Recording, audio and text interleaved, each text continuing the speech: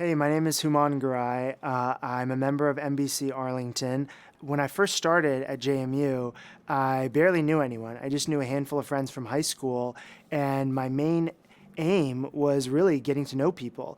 Getting involved in a fraternity allowed me to have access to that and to a lifestyle of partying and drinking and what I thought was fun. I lived on campus my sophomore year, and I lived in a triple.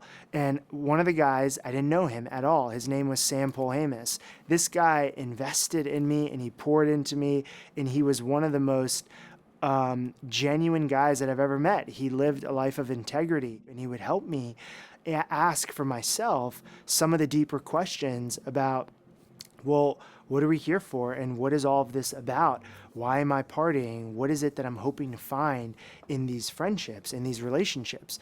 He ultimately led me to Christ, and a lot of things started to change rather slowly, but they started to change nonetheless. Coming back after college, I moved to the area, and I started going to NBC Arlington. And at that time, I didn't know anybody. I was that guy who was the last one in and the first one out. And so week after week, this continued for almost 6 months to a year until I really got integrated into our church and I started serving. And about 2 years later, Nate Keeler and I and a few others started the Front Door Ministry.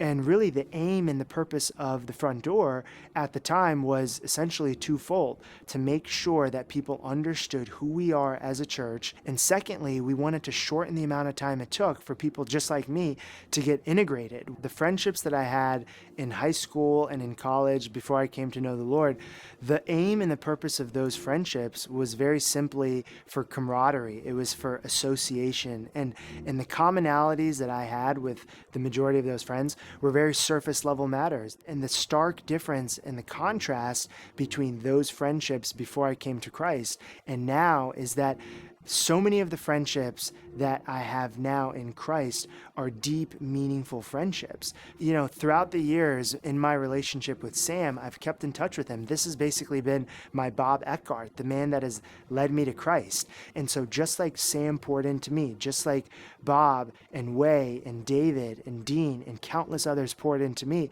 my hope is that I can also do the same to those who are new. Our faith in Christ gives us hope. It gives us peace. It gives us joy, and ultimately a desire to be in community with others to go deeper. These aren't surface level things.